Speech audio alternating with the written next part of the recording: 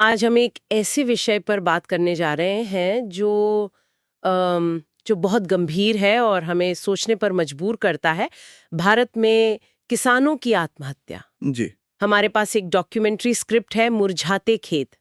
ये बताती है कि खेती सिर्फ एक काम नहीं बल्कि पूरा जीवन जीने का तरीका है। पर दुख की बात है कि इसे जीने वाले हाथ ही खामोश हो रहे हैं। बिल्कुल। और जो आंकड़े हैं एनसीआरबी के, मतलब राष्ट्रीय अपराध रिकॉर्ड ब्यूरो के, वो तो चौंकाने वाले हैं। हाँ, 1995 से अब तक 3 लाख से ज्यादा किसान। ये आंकड़ा ही अपने आप में बहुत कुछ कहता है। सवाल उठता है कि आखिर ऐसा क्यों हो रहा है। चलिए इसी पर थोड़ी गहराई से बात करते हैं। जरूर। और ये याद रखना बहुत जरूरी है कि हर आंकड़े के पीछे एक इंसान है, एक कहानी है, एक पूरा परिवार है जिसका दर्द जुड़ा है। ये मसला बहुत पेचीदा है, कई परतें हैं इसकी। हाँ, कई परतें हैं। तो जानकारी ये कहती है कि ज्यादातर किसान जो है वो छोटे या सीमांत हैं। मतलब जमीन बहुत कम है उनके पास। जी बिल्कुल। अक्सर 2 हेक्टेयर से भी कम, और सिंचाई के साधन भी नहीं होते, तो पूरी तरह मानसून पे निर्भर रहते हैं। और अगर मानसून धोखा दे गया, फसल खराब हो गई, तो फिर तो फिर कर्ज लेना पड़ता है। बैंकों से अगर मिल जाए तो ठीक, वरना फिर वो साहूकारों के पास जाना पड़ता है। जिनका ब्याज दर तो बहुत ही ज्यादा होता है। हाँ, और यहीं से वो कर्ज का जाल शुरू होता है। स्क्रिप्ट में भी कहा गया है, एक फसल खराब हुई और वो कर्ज के ऐसे जाल में फंस जाते हैं जिससे निकलना मुश्किल है। हम्म, तो फिर सरकार की नीतियां, जैसे कर्ज माफी योजनाएं, वो कहाँ हैं? उनका असर क्यों नहीं दिख रहा? देखिए, योजनाएं तो बनती हैं, घोषणाएं भी होती हैं, पर जमीनी हकीकत थोड़ी अलग है। कई बार तो किसानों को पता ही नहीं होता कि वो योग्य हैं भी या नहीं। अच्छा, जानकारी का अभाव। जानकारी का अभाव, और प्रक्रियाएं भी कई बार इतनी जटिल होती हैं कि वो उसमें उलझ जाते हैं। और दूसरी तरफ देखिए, लागत बढ़ती जा रही है। हाँ, बीज, खाद, दवाइयाँ सब महंगा हो गया है। बिल्कुल। पर फसल का दाम वो उस हिसाब से नहीं बढ़ता। यहीं पर फिर वो न्यूनतम समर्थन मूल्य एमएसपी की बात आती है। हाँ, एमएसपी। स्क्रिप्ट में एक किसान नेता का जिक्र है। वो कहते हैं कि हमें मुफ्त की चीजें नहीं चाहिए, हमें हमारी उपज का सही दाम चाहिए, एक अच्छा फसल बीमा चाहिए और इज्जत चाहिए। सही बात है। और इस आर्थिक बोझ के साथ साथ एक और बड़ी चुनौती है, मौसम का बदलता मिजाज। हाँ, वो तो है ही। जलवायु परिवर्तन, कभी बेमौसम बारिश हो जाती है, कभी ओले पड़ जाते हैं, कभी सूखा। हम्म, ये सब उनकी पहले से कमजोर आय पर एक और मार है।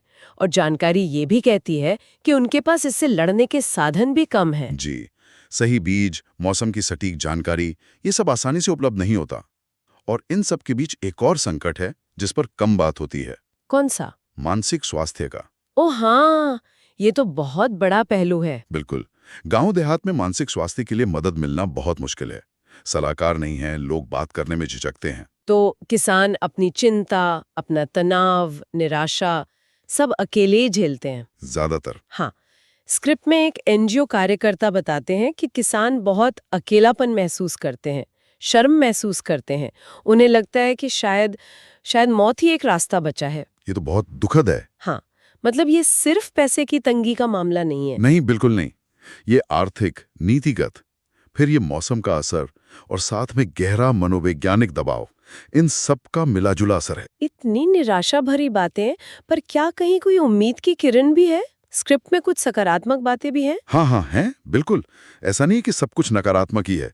कहीं कहीं सहकारी समितियां अच्छा काम कर रही हैं। अच्छा। किसान खुद भी समूह बना रहे हैं, एक दूसरे का सहारा बन रहे हैं।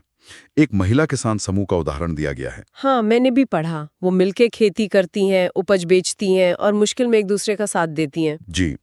तो ऐसे छोटे छोटे प्रयास हो रहे हैं जो बदलाव ला रहे हैं, ये महत्वपूर्ण है। तो फिर आगे का रास्ता क्या होना चाहिए? विशेषज्ञ क्या सुझाव देते हैं?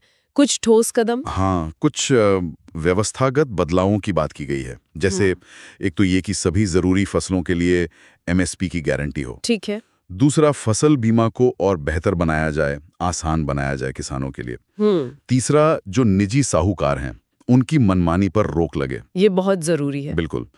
चौथा, गांव के स्तर पर ही मानसिक स्वास्थ्य के लिए कोई बुनियादी मदद का इंतजाम हो। और पांचवा, किसानों को नई तकनीक, मौसम के हिसाब से खेती करने के तरीकों की जानकारी और शिक्षा दी जाए। ये सारे कदम मिलकर शायद कुछ स्थायी समाधान दे पाएं। जी, ये सिर्फ फौरी राहत नहीं, बल्कि एक लॉन्ग टर्म समाधान की तरफ बढ़ने की जरूरत है। तो कुल मिलाकर ये जो किसानों की आत्महत्या का मुद्दा है, ये सिर्फ एक व्यक्तिगत त्रासदी नहीं है, ये कहीं ना कहीं हमारे पूरे समाज, हमारी व्यवस्था की एक नाकामी को भी दिखाता है। सही कहा आपने। इस पूरी चर्चा का, इस सामग्री का संदेश साफ है।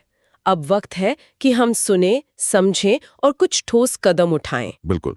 और एक बात सोचने वाली ये भी है, जो अंत में कही गई है, कि हम शहर में हो या गांव में, हमारी जिंदगी कहीं ना कहीं तो उन खेतों से, उन किसानों से जुड़ी हुई है ना। हाँ, ये तो है। शायद ये जुड़ाव का एहसास हमें सिर्फ नीतियों के बारे में सोचने से आगे ले जाकर एक सामूहिक जिम्मेदारी महसूस कराए।